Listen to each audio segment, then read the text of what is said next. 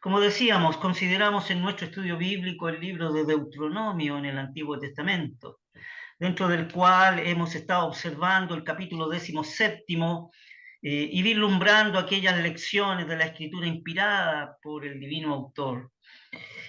Tenemos en esta escritura inspirada el perfecto esclarecimiento para todas aquellas cuestiones que pudieran suscitarse en medio de la congregación de Israel, pero además son el reflejo de lecciones para nuestras cuestiones que se suscitan de igual manera en medio del pueblo de Dios, es decir, en la iglesia del día de hoy. Fíjese que para Israel toda situación debía exponerse ante la presencia divina y además en un lugar divinamente señalado. De esta manera, fíjese que se evitaba toda terquedad y presunción, ¿ah? Toda controversia debía ser resuelta por el juicio de Dios. Esto se expresaba por el sacerdote o juez designado por Dios para tal evento. En otras palabras, toda situación de controversia se trataba para y exclusivamente de la competencia divina para ser solucionada o corregida. La autoridad divina era el medio eficaz para toda solución. Y nunca debemos perder de vista un solo momento el hecho de que la Biblia es el libro para todo el periodo de la iglesia durante el curso que ella esté aquí en la tierra. Este es un pequeño resumen entonces de lo que hemos estudiado en nuestro estudio anterior, que consistía en la segunda parte del capítulo 17. Vamos ahora a atender por unos momentos a los textos finales de este capítulo que nos ocupa, en los cuales, fíjese que tenemos una notable ojeada al porvenir de Israel. Esta porción que vamos a considerar, fíjese que se anticipa al momento tal como lo hemos leído en el devocional, en el que Israel procuraría nombrarse un rey. La verdad es que Dios, fíjese que la verdad es que Dios no deseaba en su corazón establecer un rey para Israel. Fíjese que el precepto divino, ahí en Éxodo capítulo 19, en su texto 6, dice así: y vosotros seréis mi reino de sacerdotes y gente santa.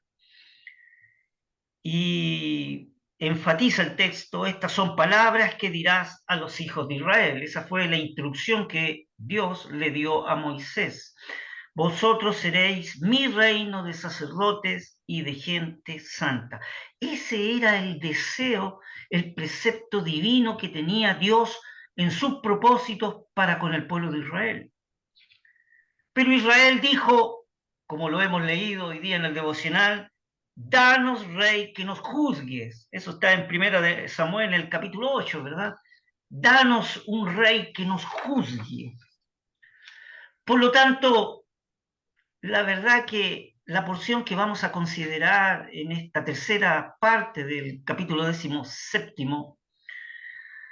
consideraremos es cuando Dios se anticipa a esta petición de Israel de que le dé un rey. Entonces, vamos a la lectura bíblica de esta noche, que está, tal como se dijo, en el capítulo 17 de Deuteronomio, y vamos a leer desde el texto 14 al texto 20. La palabra del Señor dice así: cuando hubieres entrado en la tierra que Yahvé tu Dios te da, y la poseyeres, y habitares en ella, y dijeres: pondré rey sobre mí, como todas las gentes que están en mis alrededores, sin duda pondrás por rey sobre ti al que Yahvé tu Dios escogiere. De entre tus hermanos pondrás rey sobre ti, no podrás poner sobre ti hombre extranjero que no sea tu hermano. Empero que no se aumente caballos, ni haga volver el pueblo a Egipto para acrecentar caballos, porque Yahvé os ha dicho: no procuraréis volver más por este camino. Texto 17. No aumentará para sí mujeres, porque su corazón no se desvíe, ni plata ni oro acrecentará para sí en gran copia. Y será cuando se asentare sobre el solio de su reino, que ha de escribir para sí un libro, un traslado de esta ley, del original de delante de los sacerdotes levitas, y lo tendrá consigo y leerá en él todos los días de su vida para que aprenda a temer a Yahvé su Dios, para guardar todas las palabras de esta ley y los estatutos, para ponerlos por obra, para que no se eleve su corazón sobre sus hermanos, ni se aparte del mandamiento a diestra ni a siniestra, a fin que prolongue sus días en su reino, él y sus hijos, y en medio de Israel. Que el Señor bendiga su palabra. Cuán notable, apreciados hermanos, es la porción que acabamos de considerar del texto inspirado por el divino autor. No olvidemos que estamos considerando lo que Dios se anticipa ante la petición de que Israel le pediría posteriormente un rey. Pero fíjese que lo notable de esta estructura que hemos leído, fíjese que hay tres cosas que el rey no debía hacer. Y fueron precisamente esas cosas que fueron hechas por el más grande y más sabio de los monarcas de Israel, fíjese. No vamos a considerar a Esaú, el primer rey de Israel, que Dios lo desechó por causa de su rebeldía y su carnalidad, impulsividad y desobediencia. Ni vamos a considerar al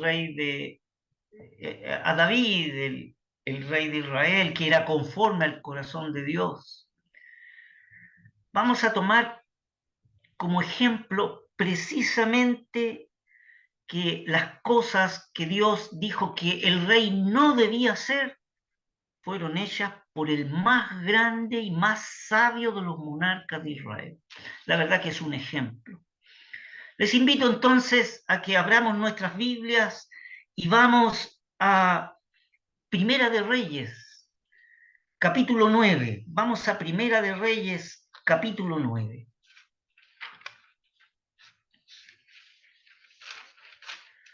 Vamos a considerar ahí la última porción del capítulo, del texto 26 al texto 28, para ir darnos un poco de cuenta del contexto de lo que queremos revelar con respecto al rey Salomón. Capítulo 9, entonces, Primera de Reyes, capítulo 9, el texto 26. Dice así la palabra del Señor. Hizo también el rey Salomón navíos en Esión-Geber, que es junto a Elat, en la ribera del mar Bermejo, en la tierra de Edom. Y envió Hiram en ellos a sus siervos, marineros y diestros en el mar, con los siervos de Salomón, los cuales fueron a Ofir y tomaron de allí oro, 420 talentos, y trajeronlos al rey Salomón. Aquí hay una porción entonces en que se cuenta de que el rey mandó, ¿no es cierto?, a ciertos personeros para que le tomasen oro. Capítulo 10, vamos a leer del texto 9 al 11. Primera de Reyes, capítulo 10, vamos a saltarnos del texto 9 al 11. Dice así la palabra del Señor. Yahvé tu Dios sea bendito, que se agradó de ti para ponerte en el trono de Israel. Habla de Salomón. Porque Yahvé ha amado siempre a Israel y te ha puesto por rey para que hagas derecho y justicia. Y dio ella al rey 120 talentos de oro. La que está hablando aquí es la reina de Saba. Le está hablando al rey de Salomón. Entonces la reina de Saba, y dio ella al rey 120 talentos de oro y mucha especiería y piedras preciosas. Nunca vino tan grande copia de especias como la reina de Saba dio al rey Salomón. La flota de Hiram, que había traído oro de Ofir, traía también de Ofir mucha madera de Brasil y piedras preciosas. Saltémonos en este mismo capítulo al texto 14 y vamos a leer texto 14 y 15. El peso de oro que Salomón tenía de renta cada un año era de 676 talentos de oro, sin lo de los mercaderes y de la contratación de especias, y de todos los reyes de Arabia y de los principales de la tierra. En este mismo capítulo saltémonos al texto 27, vamos a leer hasta el 29. Y puso el rey en Jerusalén plata como piedras y cedros como cabrigos que están por los campos en abundancia. Y sacaban caballos y lienzos a Salomón de Egipto, porque la compañía de los mercaderes del rey compraban caballos y lienzos.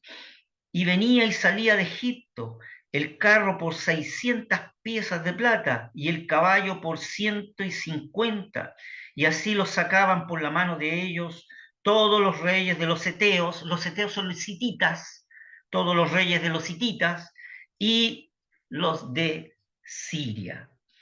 Leamos también los primeros 4 textos del capítulo 11 de Primera de Reyes.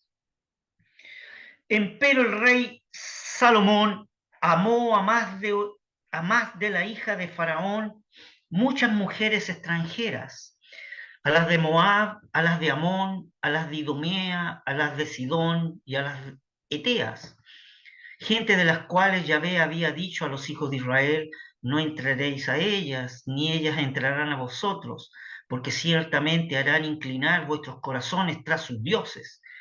A estas pues se juntó Salomón con amor, y tuvo 700 mujeres reinas y 300 concubinas, y sus mujeres torcieron su corazón.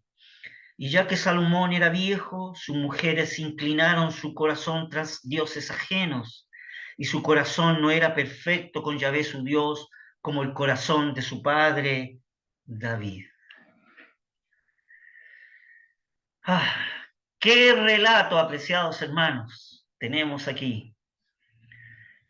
Qué comentario de la escritura inspirada por el divino autor respecto al hombre en su mejor y más elevado estado. No olvidemos que el rey Salomón fue un rey que no le faltó nada. Dios lo bendijo.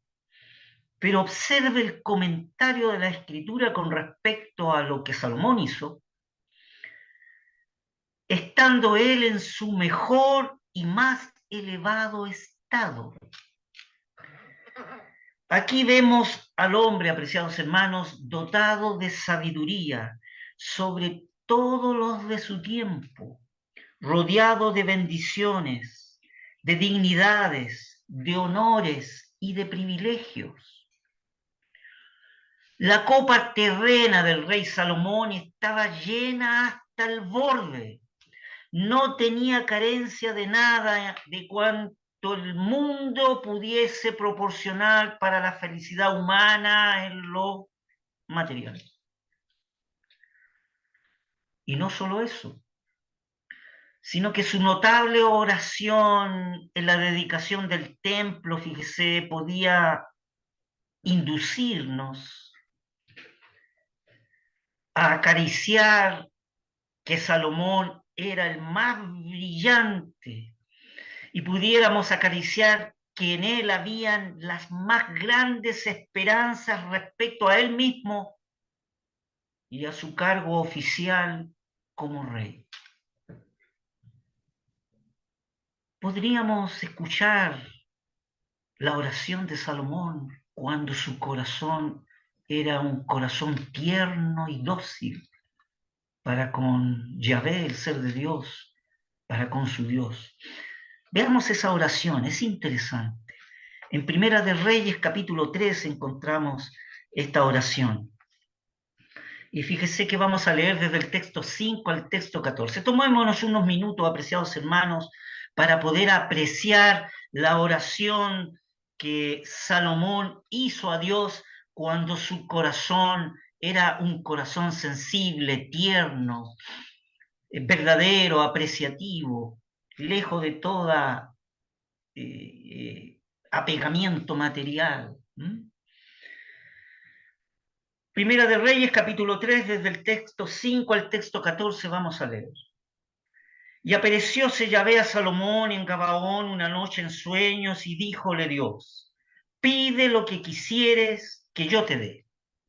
Y Salomón dijo: tú hiciste gran misericordia a tu siervo David, mi padre, según él anduvo delante de ti en verdad, en justicia y con rectitud de corazón para contigo.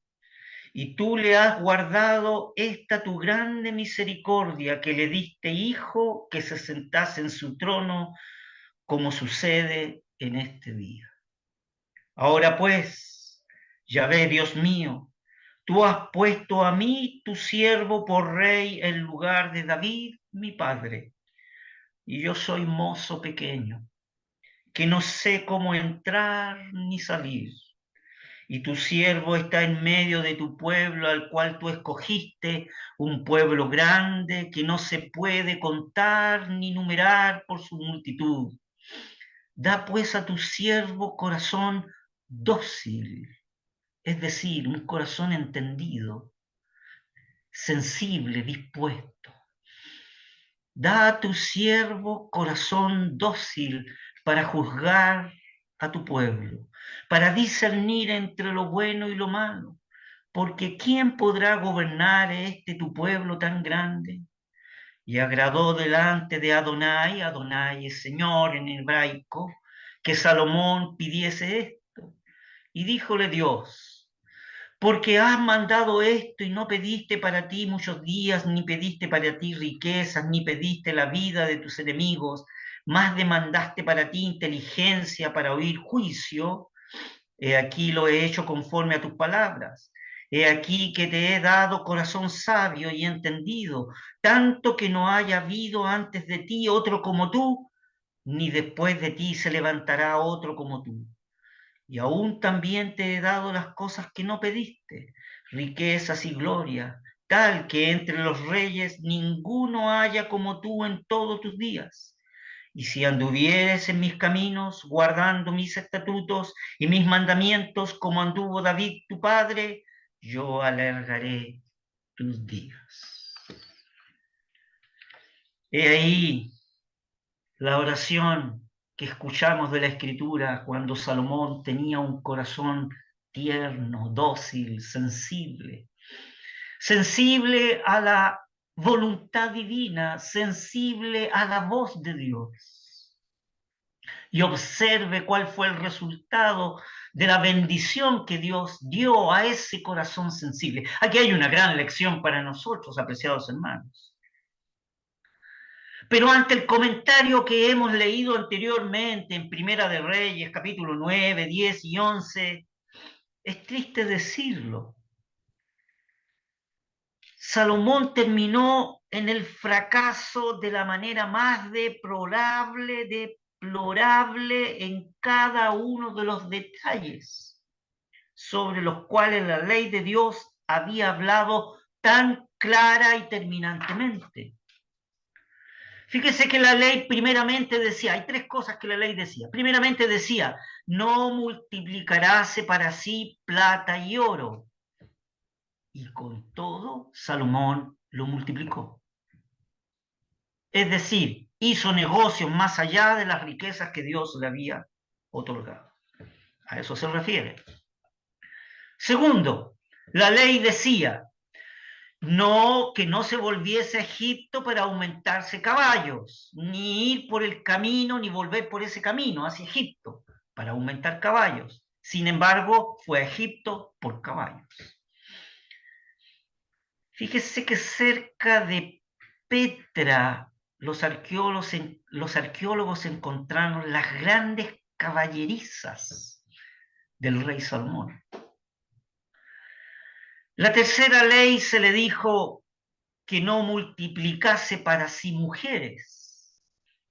Y Salomón tuvo 1,000,000 de mujeres, y ellas además torcieron su corazón. Podemos observar entonces su triste condición al final de sus días, ¿no es cierto? Al final de sus días allí en Primera de Reyes, podríamos leer del 5 al 11, y en el capítulo 11, desde el texto 5 al 11, mire lo que dice: porque Salomón siguió a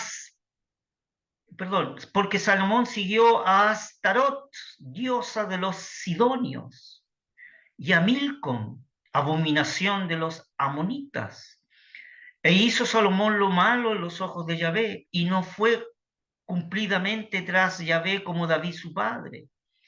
Entonces edificó Salomón un alto en Quemos, abominación de Moab, y en el monte que está frente a Jerusalén, y a Moloc, abominación de los hijos de Amón.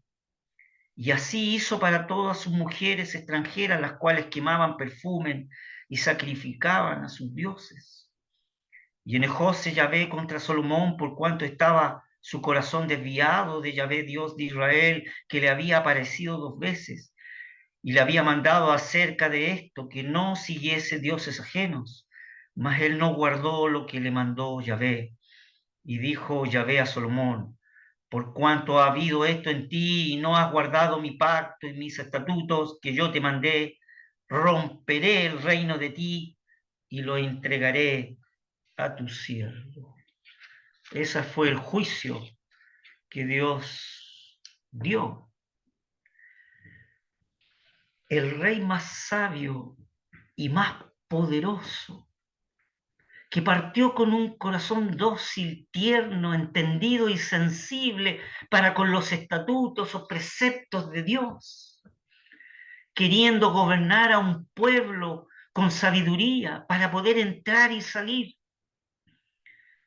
terminó con muchas riquezas para sí, aumentándose grandes caballos y una gran caballería para sí, y multiplicándose mujeres extranjeras para sí que desviaron su corazón del Dios vivo y verdadero. Ciertamente de que Dios no permitió que Salomón en vida fuera el juicio, sino que dijo: romperé tu reino. Fue así como nació sus 2 hijos, Jeroboam y Roboam, los cuales estos 2 hijos dividieron el reino de Israel. Jeroboam, fíjese, reinó en el monte llamado Israel con 10 tribus. Su capital fue Samaria y dividió Israel, dividió la nación de Israel.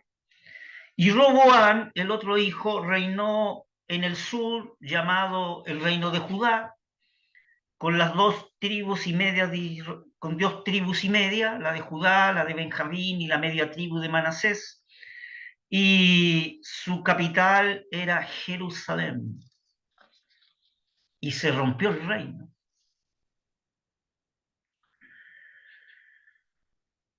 Tal es el hombre, apreciados hermanos, aun cuando la copa esté rebosando al borde de bendiciones, y tal somos nosotros.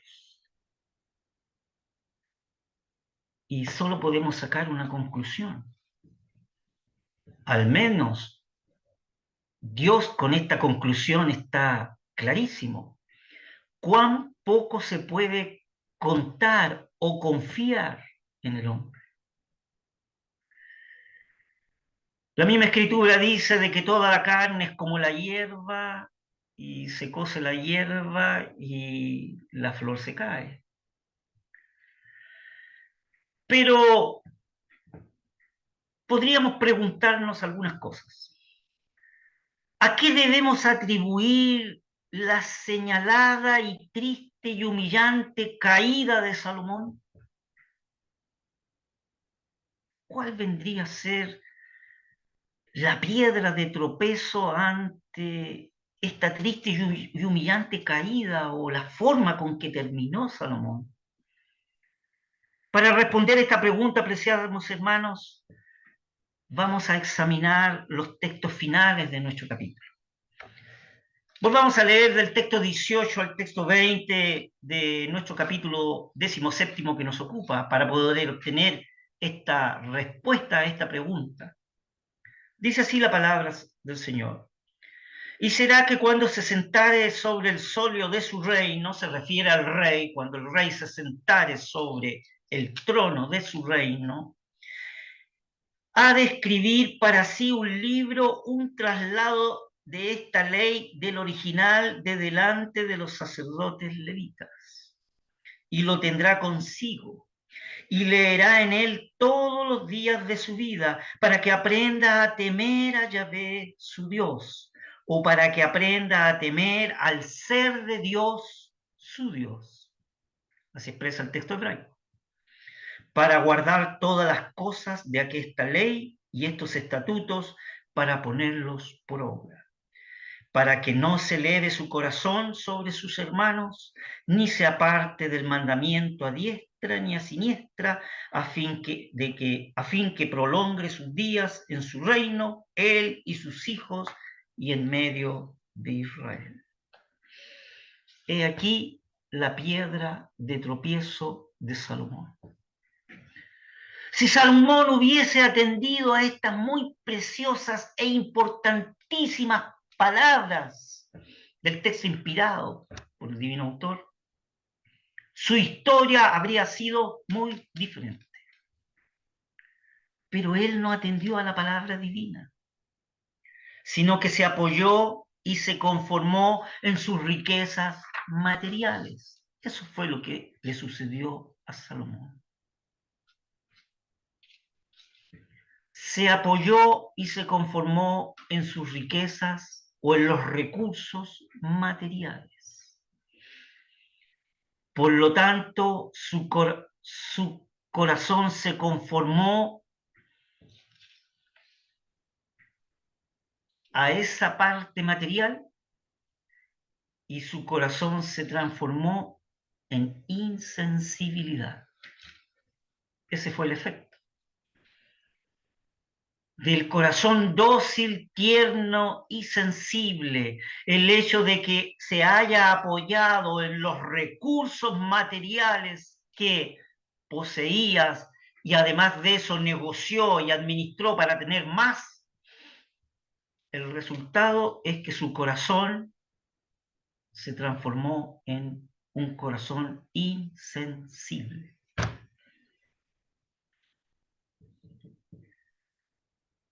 Fíjese que nada se nos dice de que él haya hecho una copia de la ley o de la Torá. No lo revela la escritura de que Salomón haya hecho esa prescripción por parte de Dios, que era dada al rey. Y si la hizo, la verdad que está claro que no atendió a ella aún más. Le volvió la espalda e hizo precisamente aquello que se le prohibía hacer. Aquí, apreciados hermanos, hay una gran lección para nosotros en nuestros días. Esto, el texto inspirado por el divino autor que estamos considerando, es para nosotros palabras solemnes. Son palabras solemnes para nosotros. Y nos conducen a llamar la atención que nosotros debemos tener a la palabra inspirada por el divino autor. Fíjese que sentimos profundamente la necesidad de poder despertar esta atención a la iglesia sobre esta importante materia. Podríamos preguntarnos, apreciados hermanos, ¿por qué hay tanto desánimo? ¿Por qué hay tantos conflictos en medio del pueblo de Dios? ¿Por qué hay murmuraciones y actitudes que la Escritura llama carnalidades? Solo por el descuido de la palabra de Dios. Este es el origen, este descuido de la palabra de Dios, apreciados hermanos, es el origen de todas nuestras caídas, de todos nuestros pecados, de todo el error o el hierro que podamos cometer, de todo el daño que podemos causar con nuestras actitudes o con nuestras palabras o lengua, y de toda la confusión y divisiones que puede suceder en una congregación que está llamada a ser una en Cristo Jesús. Solamente es el descuido de cada uno de la palabra de Dios. Podemos añadir en una misma seguridad que el solo remedio eficaz y soberano a nuestro actual y lamentable estado se encuentra aquí en la vuelta de cada uno de por sí, a la simple, aunque por desgracia, la descuidada autoridad a la palabra de Dios. Si diésemos con forma solemne en nuestros corazones en que la palabra de Dios es una autoridad para guiar nuestras vidas y entre las distintas situaciones, cuestiones o problemáticas que podamos o que se puedan suscitar, solamente es la mirada a lo que dice la autoridad de la palabra de Dios. Que cada cual entonces vea su propio apartamiento y también el cuerpo profesante de la iglesia del Señor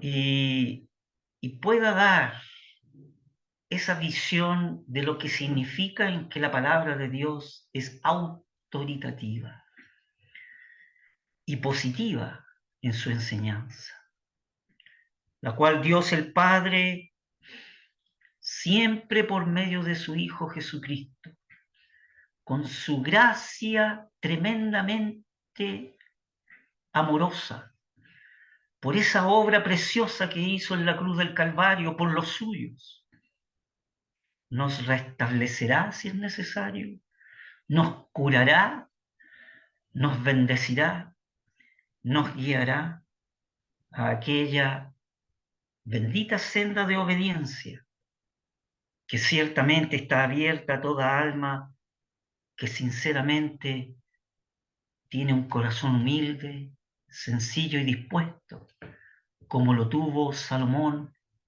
en sus primeros días de juventud. He aquí la gran enseñanza de la palabra de Dios, apreciados hermanos, en estos preciosos textos del libro de Deuteronomio.